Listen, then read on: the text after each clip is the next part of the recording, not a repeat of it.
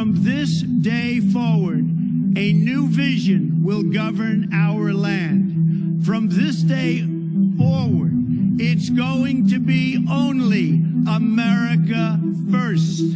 America first. Standing in front of the U.S. Capitol on January 20th, 2017, Donald Trump said two words that would change American politics forever: America first. The message may have seemed simple, but it signaled the dawn of a new era in American history. America First was not just a slogan, it was a philosophy with profound implications for American statecraft. Nowhere was this more true than on the issue of foreign policy. Trump's message in 2016 was a seismic break with the foreign policy that had dominated both parties since the end of the Cold War. But at the same time, it was deeply rooted in American history. To understand that history, we have to go back to the beginning. The historian Walter Russell Mead outlined four schools of thought in American foreign policy, centered around the philosophy of four American statesmen. The first are the Wilsonians, named for Woodrow Wilson. Wilsonians dream of a world based on international law and human rights, enforced by global institutions, with America at the helm. In 1917, Wilson famously declared that the world must be made safe for democracy. In the view of his intellectual progeny, that is the highest calling of American foreign policy. The second are the Hamiltonians, named for Alexander Hamilton. Like the Wilsonians, this school is also internationalist, but unlike the Wilsonians, Hamiltonians view the world as an economic marketplace and believe American foreign policy should be focused on defending and expanding the international financial system by supporting free trade and global commerce, rather than liberal democratic values. The third are the Jeffersonians, named for Thomas Jefferson. The Jeffersonians represent a libertarian, inward-looking foreign policy, the closest of the four to true isolationism. They prioritize the preservation of American liberty and democracy at home, and are skeptical of global institutions and of internationalism writ large. The fourth and final group are the Jacksonians, named for Andrew Jackson. The Jacksonians are neither isolationist nor internationalist. They view the world in terms of competing interests rather than ideologies or values. Jacksonianism is an old-school, honor-bound view of foreign policy. We won't mess with you if you don't mess with us, but if you do try to hurt us, we punch back twice as hard. Since World War II, U.S. foreign policy has been shaped primarily by Hamiltonians and Wilsonians. Both were internationalists. Both believed in an activist American role in the world. The Hamiltonians saw American foreign policy as a means of opening and accessing global markets and lucrative trade networks, what would later come to be known as neoliberalism. The Wilsonians saw the liberal world order in terms of values. This camp included both neoconservatives and liberal internationalists alike, who argued for an active U.S. military role in promoting democracy, human rights, and the rule of law, as well as ever closer global integration. But the failures of globalism and foreign adventurism undermined the legitimacy of both these schools of thought in the minds of many Americans. And for the first time in decades, Donald Trump offered something different. It wasn't globalism, but it wasn't isolationism either. It was Jacksonian nationalism. You seem to have everything to think of except your country.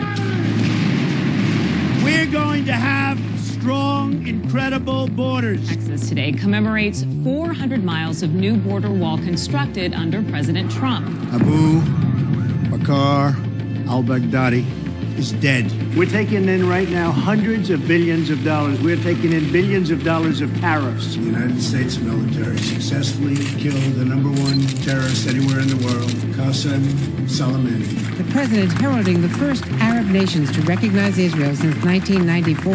Jacksonians don't believe America is an idea or an abstract set of principles. They believe, as Walter Russell Mead wrote, that it is the nation-state of the American people, and its chief business lies at home. The purpose of American government, in this view, is not to make the world safe for democracy or to serve the interests of a liberal international order, but to maintain a singular and exclusive commitment to defending the well-being of American citizens. In other words, America first.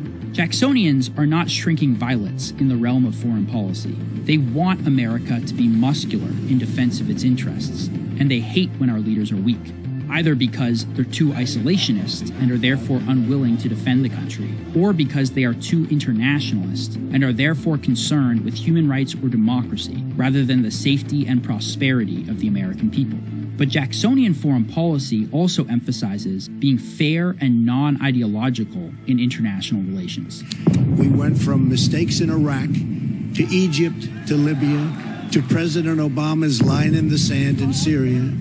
Each of these actions have helped to throw the region into chaos and gave ISIS the space it needs to grow and prosper. It all began with the dangerous idea that we could make Western democracies out of countries that had no experience or interest in becoming a Western democracy. In the words of President Jackson himself, America should seek to preserve peace and cultivate friendship on fair and honorable terms.